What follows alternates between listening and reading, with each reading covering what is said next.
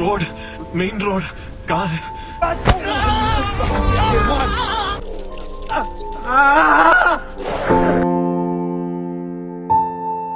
গ্রামের আর 5 জন যুবকের মতো পরিবারের ভালোবাসা এবং বুক ভরা স্বপ্ন নিয়ে দূর প্রবাসে পাড়ি দেয় নাজিব। যাওয়ার আগে তাকে বলা হয়েছিল তাকে নাকি খুব ভালো একটি কোম্পানির কাজে নেওয়া হবে, কিন্তু এয়ারপোর্টে পৌঁছানোর পর তাকে কোনো কোম্পানিতে না নিয়ে যাওয়া হয় উত্তপ্ত মরুভূমির মাঝে। সেখানে তাকে কাটাতে হয় দাসের জীবন। সামান্য ভুল হলেই তাকে খেতে হয় চাবুকের আঘাত। নাজিবের মতো পূর্বে যাদেরকে এই মরুভূমি নামক জেলখানায় আটকে রাখা হয়েছিল তাদের কয়েকজনের মৃত্যু নাজিব খুব কাছ থেকে দেখতে পায়। এগুলো দেখে নাজিব চিন্তা করে সে হয়তো মৃত্যুর আগ পর্যন্ত এখান থেকে রেহাই পাবে না। আদৌ কি সে তার পরিবারের কাছে ফিরে যেতে পারবে? তাই আজকের ভিডিওটি সম্পূর্ণ দেখার অনুরোধ রইল। কথা দিচ্ছি আজকের ভিডিওটি আপনাদের হৃদয় ছুঁয়ে যাবে। আর আপনাদের যদি এরকম মুভি এক্সপ্লেনেশন ভিডিও ভালো লেগে থাকে তাহলে এই ভিডিওতে একটা লাইক এবং চ্যানেলটিকে সাবস্ক্রাইব করে রাখবেন। গল্পের শুরুতে আমাদের এই গল্পের প্রধান চরিত্র নাজিবকে দেখানো হয়। নাজিব একজন দিনমজুর। প্রতিদিনের মতো নাজিব তার কাজ শেষ করে তার বন্ধু সন্তোষের সঙ্গে কথা বলছিল। সন্তোষের সঙ্গে কথা বলাকালীন নাজিব জানতে পায় সন্তোষের এক আত্মীয় 30,000 টাকার বিনিময়ে সৌদি আরবের ভিসা দিচ্ছে। তখন নাজিব বলে 30,000 টাকা? এই টাকা জোগাড় করতে তো আমার বাড়ি বিক্রি করতে হবে। এর উত্তরে সন্তোষ নাজিবকে বলে 30,000 টাকার জন্য বাড়ি বিক্রি করবি কেন? বন্ধক রাখলেই তো হয়। আর তুই টাকা জোগাড় কর, আমি তোর ভিসার ব্যবস্থা করছি। আসলে নাজিবেরও ইচ্ছে ছিল ভাগ্য পরিবর্তনের উদ্দেশ্যে আর 5 জনের মতো সেও দূর প্রবাসে পাড়ি দিবে। তারপর সত্যি সত্যি নাজিব টাকা জোগাড় করে সন্তোষের সেই আত্মীয়র সঙ্গে দেখা করতে চলে যায় এবং নাজিব বাড়ি বন্ধক রাখা টাকা তার হাতে তুলে দিয়ে বলে, এই টাকা খুব কষ্টের টাকা, কোনো সমস্যা হবে না তো? তখন উত্তরে সে নাজিবকে বলে, কোনো চিন্তার প্রয়োজন নেই, তুমি খুব ভালো কোম্পানির চাকরিতে যাচ্ছ এবং তোমার সাথে হাকিম নামের একটি ছেলেও যেতে চলেছে। আর কিছুদিনের মধ্যেই নাজিবের ফ্লাইট। তাই চলে যাওয়ার আগে তার শেষ কিছু সময় সে তার পরিবারের সঙ্গে কাটায়। তারপর একদিন নাজিব তার মা এবং স্ত্রীর কাছে বিদায় নিয়ে উঠে পড়ে ট্রেনে এবং তার স্ত্রীকে বলে, সেখানে পৌঁছে আমি তোমায় কল করব। চিন্তার কোনো কারণ নেই, আমি খুব ভালো কোম্পানির কাজে যাচ্ছি। ট্রেনের ভেতরে নাজিবের সামনেই বসেছিল সে হাকিম নামের ছেলেটি। হাকিমের মা নাজিবকে বলে, হাকিম তোমার ছোট ভাইয়ের মতো, ওকে একটু দেখে শুনে রেখো। এরই মধ্যে ট্রেন চলতে শুরু করে এবং নাজিব ও হাকিম পাড়ি দেয় দূর প্রবাসের উদ্দেশ্যে। অবশেষে নাজিব ও হাকিম পৌঁছে যায় সৌদি এয়ারপোর্টে। এয়ারপোর্টে পৌঁছাবার পর তাদেরকে কেউ নিতে এসেছে কিনা সেটা দেখতে নাজিব ও হাকিম এয়ারপোর্টে ঘুরে বেড়াতে থাকে। অনেক খোঁজার পর তারা একজন স্বদেশী লোককে খুঁজে পায়। সে নাজিব ও হাকিমকে আশ্বাস দেয় তোমাদের কাফিল অবশ্যই আসবে, হয়তো তিনি কোনো ট্রাফিকে আটকে গিয়েছেন। তারপর নাজিব ও হাকিম তাদের কফিলের আশায় এয়ারপোর্টের গেটের সামনে এসে দাঁড়ায়। ঠিক তখনই নাজিবের সামনে দিয়ে এক সৌদিয়ান হেঁটে চলে যায়। ওই সৌদিয়ানকে দেখে নাজিবের মনে হয় ইনি হয়তো আমাদের কফিল। মূলত সৌদি আরবে কাজ করা প্রতিটি শ্রমিকেরই একজন করে মালিক থাকে, আর সৌদিয়ানরা এই মালিককে কফিল বলে সম্বোধন করে। এর কিছুক্ষণের মধ্যেই সেই লোকটি তাদের কাছে আসে এবং আরবি ভাষায় তাদের জিজ্ঞাসা করে, তোমাদের নাম কি? তোমাদের মধ্যে আব্দুল্লাহ নামে কেউ আছে? এখানে আমরা বুঝতে পারি এই সৌদিয়ান হয়তো আব্দুল্লাহ নামের ব্যক্তির কফিল, কিন্তু ভাষা না বোঝায় হাকিম ও নাজিব কোনো প্রশ্নেরই উত্তর দিতে পারে না। এর ফলে ওই কাফিল লোকটি বিরক্ত হয়ে সেখান থেকে চলে যায়। তারপর হাকিম নাজিবকে বলে, এখন রাত 8টা বাজে, আমাদের কফিল হয়তো আমাদের নিতে আসবে না। কিন্তু ঠিক তখনই ওই কাফিল লোকটি আবার ফিরে আসে। লোকটি নাজিবের হাত থেকে পাসপোর্টটি নিয়ে নেয় এবং নাজিব ও হাকিমকে তার পেছন পেছন আসতে বলে। তখন নাজিব ও হাকিম ধারণা করে ইনি হয়তো তাদের কফিল। তারপর ওই কাফিল লোকটি নাজিব ও হাকিমকে খুব দ্রুত গাড়িতে উঠতে বলে।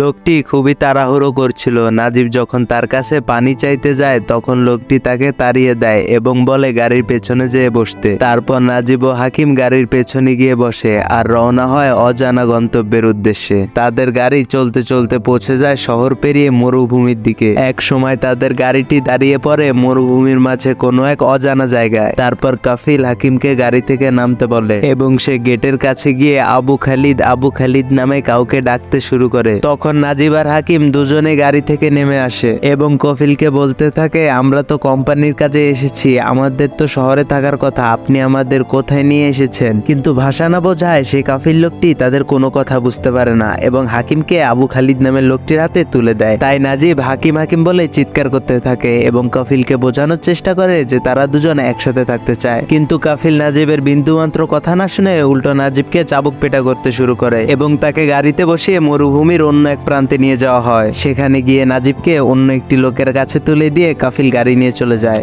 কাফিল চলে যাওয়ার সময়ও নাজিব বলতে থাকে, কোম্পানির জব কোথায়? শ্রীকুমার তো বলেছিল কোম্পানির হেল্পারের কাজ। তখনও কাফিল নাজিবের কোনো কথা না শুনে সেখান থেকে চলে যায়। যাই হোক, নাজিবের এখন আর ফেরার পথ নেই। তাই নাজিব গুটি গুটি পায়ে সামনে এগোতে থাকে। একটু সামনে এগোতেই নাজিব একজন লোককে দেখতে পায় যার শারীরিক অবস্থা অনেক খারাপ ছিল। নাজিব বৃদ্ধ লোকটির সঙ্গে কথা বলতে এগিয়ে আসে এবং জানার চেষ্টা করে তাকে এখানে কেন নিয়ে আসা হয়েছে। কিন্তু এখানে আমরা বুঝতে পারি ওই লোকটির বাড়ি সাউথ ইন্ডিয়ায় এবং সে তামিল ভাষা ছাড়া অন্য কোনো ভাষা বোঝে না। কিন্তু সে নাজিবের কোনো কথা না বুঝলেও এটা বুঝতে পারে যে নাজিবের পানির প্রয়োজন। তাই সে নাজিবকে পানি খাওয়ার স্থানটি দেখিয়ে দেয়। নাজিব সেখানে পানি পান করার পর ক্লান্ত শরীর নিয়ে সেখানে শুয়ে পড়ে। সারাদিন খুব ধকল গিয়েছে, তার শরীর এখন প্রচন্ড ক্লান্ত। আবার এইদিকে খুব ঠান্ডা বাতাসও বইছিল। তাই নাজিব তাঁবুর ভেতরে গিয়ে তার ব্যাগে মাথা রেখে শুয়ে পড়ে। শুয়ে শুয়ে তার পরিবার এবং বন্ধু বান্ধবের সঙ্গে কাটানো আনন্দের মুহূর্তগুলির কথা ভাবতে ভাবতে একসময় নাজিব ঘুমিয়ে পড়ে। তখনই হঠাৎ তাঁবুর ভেতরে থাকা লোকটি নাজিবের ব্যাগে লাথি দিয়ে নাজিবকে ঘুম থেকে জাগিয়ে তোলে এবং খুব বকাবকি করে এই ঠান্ডার ভেতরে নাজিবকে তাঁবু থেকে বের করে দেয়। সেই রাতে নাজিব ভাঙা একটি গাড়িতে রাত কাটায়। পরদিন সকালে ছাগল আর ভেড়ার ডাক শুনে নাজিবের ঘুম ভাঙে। ঘুম থেকে উঠে নাজিব দেখতে পায় কাল রাতের সেই লোক ভেড়া থেকে দুধ সংগ্রহ করছে। নাজিব লোকটির দিকে এগিয়ে যায় এবং তার সাথে কথা বলার চেষ্টা করে। তখন লোকটি তামিল ভাষায় কিছু একটা বলে নাজিবের হাতে দুধ ভর্তি জগ ধরিয়ে দেয়। কিন্তু নাজিব তার কথা বুঝতে না পারায় সেভাবে লোকটি হয়তো তাকে দুধ খেতে বলছে। তাই সে বেশি চিন্তা ভাবনা না করে দুধ পান করতে শুরু করে। এটা দেখে বৃদ্ধ লোকটি রেগে গিয়ে নাজিবের হাত থেকে দুধের কৌটোটি নিয়ে নেয় এবং তাকে ইশারা ইঙ্গিতে বোঝায় যে সে যেন দুধের কৌটোটি তাঁবুর ভেতরে থাকা খামারির কাছে দিয়ে আসে। আগের বার খামারি নাজিবকে তাঁবু থেকে তাড়িয়ে দেওয়ায় এবার কিছুটা ভয়ে ভয়ে নাজিব তাঁবুতে প্রবেশ করে। দুধের পাত্রটি খামারির হাতে তুলে দেওয়া মাত্রই খামারি গপ গপিয়ে দুধ খেতে শুরু করে। দুধ খাওয়া শেষ হওয়া মাত্রই নাজিব খামারির পায়ে জড়িয়ে ধরে এবং তাকে বলে তাকে ছেড়ে দিতে, তাকে এখানে ভুল করে আনা হয়েছে। নাজিব তখন একদম কান্নায় ভেঙে পড়ে এবং খুবই কাকুতি মিনতি করে তাকে বোঝানোর চেষ্টা করে। কিন্তু খামারি কিছু বুঝতে না চেয়ে উল্টো নাজিবকে লাথি মেরে তাঁবু থেকে বের করে দেয়। এরপর সেই কাফির লোকটি আবার সেখানে ফিরে আসে। নাজিব তখন তাকেও বোঝানোর চেষ্টা করে যে তাকে এখানে ভুল করে নিয়ে আসা হয়েছে, সে তো কোম্পানির কাজে এখানে এসেছে। এরপরও তারা নাজিবের কোনো কথাই বুঝতে চায় না। তাই নাজিব তার ব্যাগ থেকে পাসপোর্ট বের করে তার কোম্পানির নাম দেখিয়ে তাদেরকে বোঝানোর চেষ্টা করে। কিন্তু এই লোকগুলো নাজিবের কোনো কথা তো শুনেই না, বরং তার পাসপোর্ট ছিঁড়ে ফেলে দেয়। তখন নাজিব বুঝতে পারে যে সে এখানে খুব বাজেভাবে ফেসে গিয়েছে। এই লোকগুলো তাকে কোনো সাহায্য করবে না। যাই হোক, তারপর ওই খামারি এবং কাফির লোকটি আগুনের সাহায্যে মোটা মোটা রুটি বানিয়ে নাজিবকে খেতে ডাকে। নাজিব প্রথমে আসতে চায়নি, কিন্তু সে দুদিন ধরে কিচ্ছু খায়নি। তাই সে একটি রুটি নিয়ে খেতে শুরু করে। রুটিগুলি ছিল অনেক মোটা এবং শক্ত, তাই তাকে রুটিগুলো পানি দিয়ে ভিজিয়ে খেতে দেওয়া হয়েছিল। রুটি খেতে খেতে তখন নাজিবের তার বাড়ির কথা মনে পড়ে যায়। তাই সে তার কান্না আটকে রাখতে পারছিল না। সেই দিন বিকেলে নাজিব সেই বৃদ্ধ লোকটির কাছে যায় এবং তাকে জিজ্ঞাসা করে যে এই মরুভূমি থেকে হাইওয়ের রাস্তা কত দূর। লোকটির কথার ভাবে নাজিব বুঝতে পারে এই মরুভূমির হাইওয়ের রাস্তা কোন দিকে বা কত দূর তা এই লোকটি কিছুই জানে না। তাকেও হয়তো নাজিবের মতো এখানে বন্দী হিসাবে আটকে রাখা হয়েছে। সেদিন রাতেও নাজিব সেই ভাঙা গাড়িতে ঘুমায়। পরের দিন সকালে সে ভেড়ার পাল ভেতরে রেখে বাহিরে এক জায়গায় টয়লেট করতে বসে। এই দেখে কাফির লোকটি এসে নাজিবকে লাথি মেরে ফেলে দেয় এবং নাজিব পরিষ্কার হওয়ার জন্য যে পানি এনেছিল তাও নিয়ে চলে যায়। তখন বৃদ্ধ লোকটি নাজিবকে বালি দিয়ে পরিষ্কার হতে বলে, কারণ মরুভূমিতে প্রচুর টাকা খরচ করে পানি কিনে আনতে হয়। সেই দিন একটি পানি সাপ্লাইকারী গাড়ি সেখানে পানি দিতে আসে। নাজিব সে গাড়ির ড্রাইভারের থেকে সাহায্য চায়। সে গাড়ি ড্রাইভারকে বলে দয়া করে তাকে যেন এখান থেকে নিয়ে যায়। ঠিক তখনই সেই কাফিল তা দেখে তাঁবু থেকে বেরিয়ে আসে এবং বাহিরের লোকের সঙ্গে কথা বলায় নাজিবকে চাবুক পেটা করতে থাকে। তখন চাবুকের আঘাত সহ্য না করতে পেরে নাজিব একসময় চাবুক ধরে ফেলে। এর ফলে ওই কাফির লোকটি আরো রেগে যায় এবং ভেতর থেকে তার বন্দুক নিয়ে এসে নাজিবের মাথায় আঘাত করে। নাজিব আর কোনোভাবেই এগুলো মেনে নিতে পারছে না। বিকেলে সে বাইরে এসে বসে বসে কাঁদতে থাকে। নাজিবকে দেখে ওই ওই বৃদ্ধ লোকটিরও কষ্ট হতো, কিন্তু সে কি করবে, সেও তো নাজিবের মতো এই মরুভূমি নামক কারাগারে বন্দী। এভাবে দুঃখ কষ্ট নিয়ে নাজিবের আরো কিছুদিন চলে যায়। তারপর একদিন খামারি নাজিবকে বলে, এখন থেকে এখানকার সকল কাজ এবং ভেড়ার দেখাশোনা তোমাকেই করতে হবে। তাই নাজিব খামারিকে বলে, ওই বৃদ্ধ লোকটি কোথায় যে আগে এখানকার দেখাশোনা করত? তখন খামারি আরবিতে কিছু বললে নাজিব তা বুঝতে পারে না, তাই সে আর কিছু না জিজ্ঞেস করে কাজ শুরু করে দেয়। নাজিব প্রথম যখন কাজ করতে যায় তখন তাকে ভেড়া লাথি খেতে হয়। সেই খামারি তাকে কাজগুলো ঠিকঠাক বুঝিয়ে দিলে নাজিব ধীরে ধীরে কাজগুলো আয়ত্ত করে ফেলে। একদিন নাজিব যখন ভেড়া চড়াতে যায় তখন সে ভেড়াগুলিকে নিয়ন্ত্রণ করতে পারে না। একটি ভেড়া নাজিবকে গুঁতো মেরে মাটিতে ফেলে দেয়। তারপর ওই খামারি এসে ভেড়াগুলিকে নিয়ন্ত্রণ করে। নাজিবের ধৈর্য শক্তি ধীরে ধীরে হ্রাস পাচ্ছে। রাতের বেলায় ঠান্ডা এবং দিনের বেলায় প্রচন্ড গরমে নাজিব আর মানিয়ে নিতে পারছে না। এতদিন হয়ে গেছে সে এখানে এসেছে, কিন্তু আজ পর্যন্ত সে তার পরিবারের সঙ্গে একটিবারও যোগাযোগ করতে পারেনি। নাজিব শেষবারের মতো খামারির কাছে কাকুতি মিনতি করে বলে তাকে যেন এখান থেকে যেতে দেওয়া হয়, কিন্তু প্রতিবারের মতো তখনও নাজিবের কোনো কথায় কান্না দিয়ে খামারি সেখান থেকে চলে যায়। এভাবেই দেখতে দেখতে প্রায় 9টা মাস চলে যায়। আজ প্রথমবারের মতো শহর থেকে কিছু লোক ভেড়ার চুল কিনতে খামারির কাছে আসে। তখন তাদের গাড়ির লুকিং গ্লাসে নাজিব যখন তার চেহারা দেখে সে পুরো চমকে যায়। সে একদম মেনে নিতে পারছিল না যে এটা তার চেহারা। তাকে দেখতে যেন একদম হুবহু জঙ্গলি জানোয়ারের মতো দেখাচ্ছে।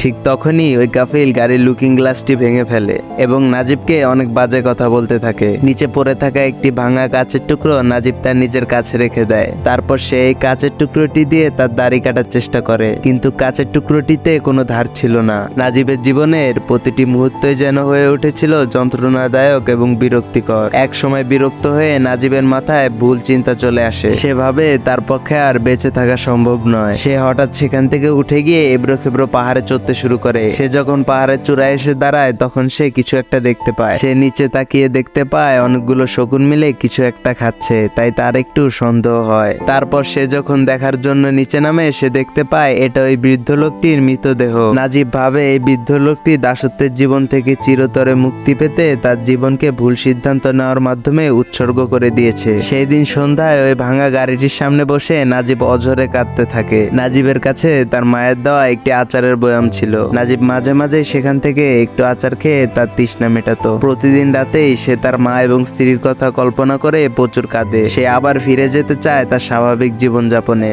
একদিন নাজিব চিন্তা করে সে এখান থেকে কোনো একদিকে দৌড়ে পালিয়ে যাবে। তাই একদিন যখন সে ভেড়া চড়াতে যায় তখন সে ভেড়ার পাল রেখে হঠাৎ একদিকে দৌড়ে পালাতে শুরু করে, কিন্তু সে বুঝতে পারেনি যে ওই কাফির লোকটি দূর থেকে দূরবীনের মাধ্যমে তার দিকে নজর রাখছে। তাই কাফির লোকটি একসময় নাজিবের পিছু করতে করতে হঠাৎ তার পায়ে গুলি করে ফেলে। তারপর বন্দুকের সাহায্যে নাজিবের পায়ে প্রচুর আঘাত করতে থাকে, যেন নাজিব আর কোনোদিন পালানোর কথা চিন্তাও না করে। সেই দিন রাতে নাজিবকে ভেড়াদের সাথে একসাথে রাখা হয়। নাজিবের পায়ে প্রচন্ড ব্যথা করছিল আর এইদিকে তার খুব তৃষ্ণাও পেয়েছিল। তাই নাজিব হামাগুড়ি দিয়ে দিয়ে ভেড়াকে খেতে দেওয়া পানিতে মুখ চুবিয়ে পানি খেতে শুরু করে। তখন নাজিবকে দেখে মনে হচ্ছিল ভেড়া তার মধ্যে কোনো পার্থক্য নেই। এর জন্য হয়তো মুভিটির নাম দি গোট লাইফ রাখা হয়েছিল। এভাবেই দেখতে দেখতে কেটে যায় আরো অসংখ্য দিন। ধীরে ধীরে নাজিব সকল কাজে দক্ষ হয়ে ওঠে। একদিন নাজিব যখন ভেড়া চড়াতে যায় তখন হঠাৎই বৃষ্টি পড়তে শুরু করে। বৃষ্টির সঙ্গে ছোট ছোট শিল পড়তে দেখে নাজিব ভেড়াগুলিকে নিয়ে একটি গুহায় আশ্রয় নেয়। নাজিব যখনই সুড়ঙ্গের অপর পাশে কি আছে সেটা দেখতে যায় তখনই সে অবাক করা একটি দৃশ্য দেখতে পায়। নাজিব দেখতে পায় দূর থেকে কেউ একজন তার দিকে এগিয়ে আসছে। লোকটি যখনই নাজিবের কাছে চলে আসে নাজিব বুঝতে পারে এই লোকটি আর কেউ নয়, এটি হচ্ছে তার সঙ্গে আসা সেই হাকিম নামের ছেলেটি। নাজিব আর হাকিম একে অপরকে অনেকদিন পর দেখে কান্নায় ভেঙে পড়ে এবং একজন একজনকে জড়িয়ে ধরে। এতদিন পর তারা আজ প্রথমবার তাদের মায়ের ভাষায় কথা বলতে পারছিল। আর এভাবেই আরো কিছুক্ষণ তারা একে অপরকে জড়িয়ে ধরে কাঁদে। কিন্তু ঠিক তখনই কাফিলের একটি গাড়ি হাকিমকে নিতে আসে, তাই তাকে সেখান থেকে চলে যেতে হয়। তারপর একদিন হাকিম সেখানে আবার আসে এবং বালির উপরে নাজিবের জন্য একটি চিঠি রেখে যায়, কিন্তু চিঠিটি নাজিবের হাতে আসার আগেই সেটা হাওয়ায় উড়ে যায় আর সেটা একটা জঙ্গলে গিয়ে আটকে যায়। নাজিব যখন সেটা নিতে যায় তখন সেখানে ওই কাফিল লোকটি চলে আসে। নাজিব কাফিলকে দেখে সেখানে টয়লেট করার অভিনয় করে। তারপর নাজিব ওই চিঠি হাতে নিয়ে জানতে পারে অল্প কিছুদিন হয়েছে হাকিম তার কাফিলের সঙ্গে এই অঞ্চলে এসেছে। তার সাথে নাকি একটি আফ্রিকান লোকের পরিচয় হয়েছে, যে নাকি এখানকার সকল রাস্তাঘাট চিনে। তার সাহায্যে এখান থেকে পালানো সম্ভব। তাই হাকিম নাজিবকে তৈরি থাকতে বলে, তারা সুযোগ পেলেই এখান থেকে পালাবে। এটাই হয়তো তাদের কাছে এই দাসত্বের জীবন থেকে রেহাই পাওয়ার একমাত্র সুযোগ। এভাবে দেখতে দেখতে আরো কিছু মাস কেটে যায়, কিন্তু এখন পর্যন্ত তাদের পালানোর সেই সুযোগটি হয়ে ওঠেনি। একদিন সময় বুঝে হাকিম নাজিবের সঙ্গে সে আফ্রিকান লোকটির পরিচয় করিয়ে দেয়। লোকটির নাম কাদেরি। কাদেরি তাদের দুজনকে বুঝিয়ে দেয় দুদিন পর নাজিবের কফিল ও হাকিমের কফিলের মেয়ের বিয়ে। আর এই বিয়েতে অংশগ্রহণ করতে কাফিল ও খামারি সেই দিন শহরে চলে যাবে। তাই তাদের শহরে রওনা হওয়ার পরপরই আমাদের এখান থেকে পালাতে হবে। তার দুদিন পর আজ কাফিল এবং খামারি শহরে যাওয়ার জন্য তৈরি হচ্ছে। যেহেতু এই দীর্ঘ কয়েকদিনে নাজিব একটি বারের জন্য পালানোর চেষ্টা করেনি, তাই কাফিল নাজিবকে বিশ্বাস করতে শুরু করেছিল। তাই তারা বেশি কিছু চিন্তা ভাবনা না করেই খামারের সবকিছু নাজিবকে বুঝিয়ে দিয়ে শহরে চলে যায়। তারা চলে যাওয়ার ফলে নাজিব আজ প্রথমবারের মতো পানি ব্যবহার করে গোসল করতে পারে। নাজিবের শরীর এতটাই কমে গেছে যে তার পরে আসা জামাগুলো একেবারেই তার গায়ে লাগছে না। তাই সে একটা বস্তা থেকে সুতা ছিঁড়ে তার প্যান্টে বেঁধে নেয়, আর শেষবারের মতো তার ভেড়াগুলোকে খাবার খাইয়ে বুকে চড়িয়ে আদর করতে থাকে। কেননা নাজিবের বন্দি জীবনের শেষ পর্যন্ত একমাত্র সঙ্গী ছিল এই ভেড়াগুলি। নাজিব ভেড়াগুলিকে বিদায় জানাতে জানাতে সেখানে কাদেরি ও হাকিম চলে আসে এবং অবশেষে তারা তাদের পথ চলা শুরু করে। তাদেরকে প্রায় 7 দিনের পায়ে হাঁটা পথ পাড়ি দিতে হবে। সেদিন হাঁটতে হাঁটতে রাত হয়ে পড়ে। নাজিব ও হাকিমের খুব তৃষ্ণা পায়। তখন কাদেরি পাশের একটি খামারে ঢুকে পড়ে, কিন্তু সে যখনই পানি নিতে যায় তখন তাকে কেউ একজন দেখে ফেলে এবং বন্দুক নিয়ে তাদেরকে তাড়া করতে থাকে। তখন কোনো মতে তারা সেখান থেকে তাদের জীবন বাঁচিয়ে পালায়। পরের দিন সকালে পথ চলাকালীন হাকিম দূরে মরুভূমির মাঝে মরিচিকা দেখতে পায়। সে ভাবে দূরে হয়তো একটি উট পানি খাচ্ছে। কাদেরি তাকে বলে সেদিকে না যেতে, কেননা মরুভূমিতে প্রায়ই এরকম মরিচিকা দেখা যায়। কিন্তু সে কাদেরির কোনো কথা না শুনে পানির দিকে দৌড়াতে শুরু করে।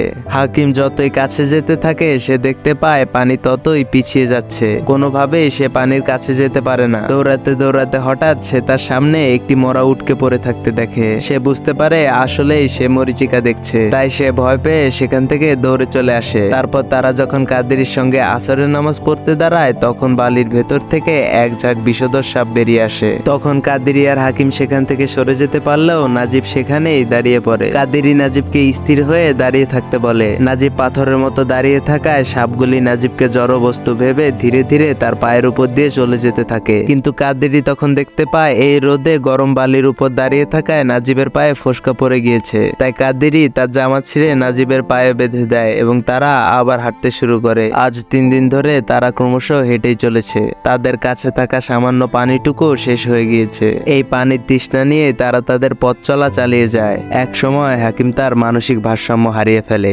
কিন্তু তাদের তো এখানে থেমে থাকলে চলবে না। তাই কাদেরি কোনোভাবে তাদের সাহস জুগিয়ে সেই দিনটি পার করে। কিন্তু পরের দিন দেখা যায় হাকিমের অবস্থা আরো খারাপ হয়ে পড়ে। তাই কাদেরি হাকিমকে কাঁধে নিয়ে চলতে শুরু করে। আসলে কাদেরি আগে থেকেই এই মরুভূমিতে চলাচল করে অভ্যস্ত। তাই নাজিব ও হাকিম ভেঙে পড়লেও কাদেরি শক্ত থেকে ছায়ার মতো হাকিম ও নাজিবের খেয়াল রাখে।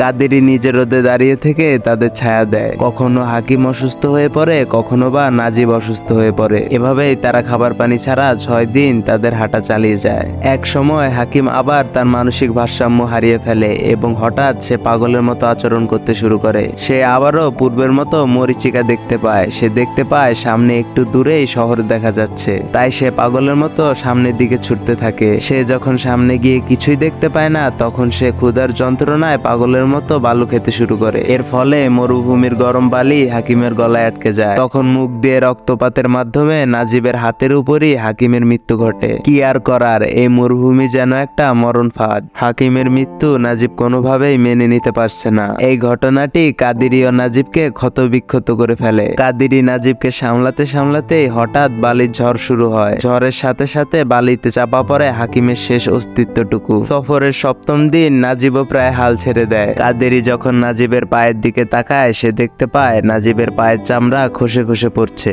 তাই সে তার পায়ে পরে থাকা জুতোটি খুলে নাজিবের পায়ে পরিয়ে দেয়। এমন সময় কাদেরি একটি জীবন্ত প্রাণী দেখতে পায়। কাদেরি বুঝতে পারে সামনে হয়তো কোথাও পানি রয়েছে। তখন কাদেরি নাজিবকে শেষ ভরসাটুকু দেয়। সে বলে যেহেতু জীবন্ত প্রাণীর দেখা পাওয়া গিয়েছে তাহলে আশেপাশে কোথাও পানি কিংবা গাছপালা অবশ্যই থাকবে। নাজিব কাদেরির কথা শুনে তার পেছন পেছন হাঁটতে শুরু করে। একটু সামনে এগোতেই তারা সত্যি সত্যি নিকটবর্তী একটি জলাশয় খুঁজে পায়। সঙ্গে সঙ্গে নাজিব পানির দিকে ছুটতে শুরু করে, কিন্তু কাদেরী তখন তাকে বাধা দেয়, কারণ এতদিন পানি শূন্য থাকার ফলে একসাথে বেশি পরিমাণে পানি খেয়ে নিলে ক্ষতি হতে পারে। তাই কাদেরী তাকে ধীরে সুস্থে অল্প অল্প করে পানি খাইয়ে দেয়। কাদেরী সেখানে খালি একটি বোতল খুঁজে পায় এবং সেটা দিয়ে বাঁশি বানিয়ে সুর তুলতে শুরু করে, যে সুর নাজিবের মাঝে আবার যাত্রা শুরু করার আশা জাগায়। তারা সেখান থেকে পানি খেয়ে বিশ্রাম নিয়ে আবার যাত্রা শুরু করে। এতদিনে তাদের শহরে পৌঁছে যাওয়ার কথা। হঠাৎ নাজিব এবং কাদেরী বালির মধ্যে গাড়ির চাকার দাগ দেখতে পায়। নাজিব তখন খুব আনন্দের সঙ্গে সেদিকে দৌড়াতে থাকে। নাজিব চিন্তা করে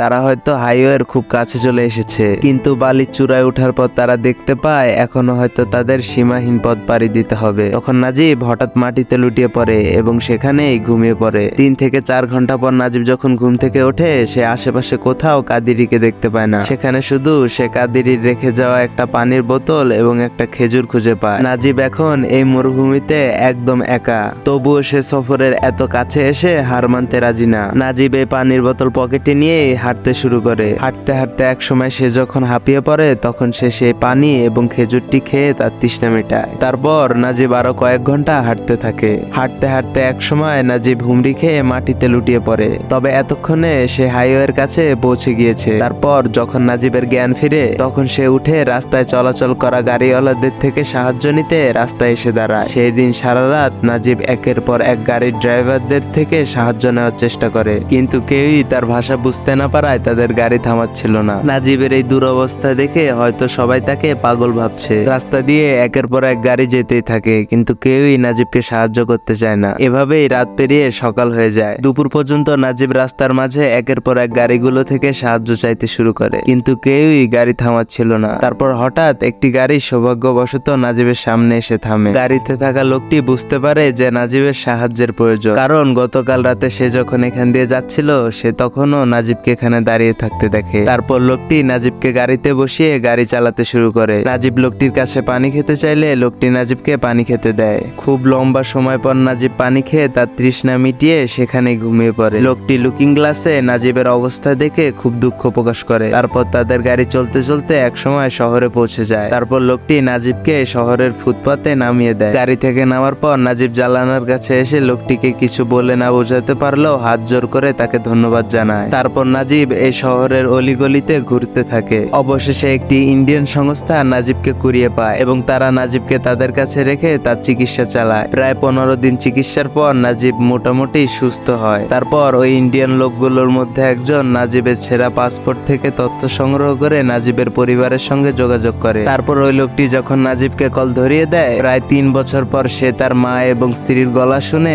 একটি কথাও বলতে পারে না। তারপর ওই ইন্ডিয়ান লোকগুলি নাজিবকে পুলিশের হাতে তুলে দেয়, কারণ তারা নিজেরা চাইলেও নাজিবকে বাড়ি পৌঁছে দিতে পারবে না। একমাত্র পুলিশই পারবে নিরাপদভাবে নাজিবকে তার পরিবারের কাছে পৌঁছে দিতে। কিন্তু সৌদি আরবের পুলিশ নাজিবের মতো লোকদের তাদের মালিকের হাতে তুলে দেওয়ার ব্যবস্থা করতে চায়। তাই তারা নাজিব এবং নাজিবের মতো আরো যারা আছে তাদের সবাইকে লাইনে দাঁড় করায়, যেন কফিলরা তাদের হারিয়ে যাওয়া শ্রমিকদের ফিরিয়ে নিতে পারে। কিন্তু দুর্ভাগ্যের বিষয়, সেখানে ওই কাফিল লোকটিও চলে আসে। তখন তাকে সেখানে দেখে নাজিব একদমই ঘাবড়ে যায়। সে ভাবে তার এ পর্যন্ত করে আসা সকল পরিশ্রমী হয়তো এবার বৃথা যাবে। এই লোকটি হয়তো তাকে ধরে নিয়ে আবার সেই মরুভূমিতে বন্দি করে রাখবে। তাই নাজিব তখন কিছুটা লুকিয়ে থাকার চেষ্টা করে, কিন্তু লুকিয়েও খুব একটা লাভ হয় না। সেই লোকটি অবশেষে নাজিবকে দেখেই ফেলে। সে তখন নাজিবের কাছে গিয়ে বলে, নাজিব যদি সত্যি তার কোম্পানির লোক হতো, তাহলে এতক্ষণে নাজিবকে ছাগলের মতো পেটাতে পেটাতে সে মরুভূমিতে নিয়ে যেয়ে আটকে রাখতো। কিন্তু সৌভাগ্যের ব্যাপার, সে তার কোম্পানির লোক না। এখানে আমরা বুঝতে পারি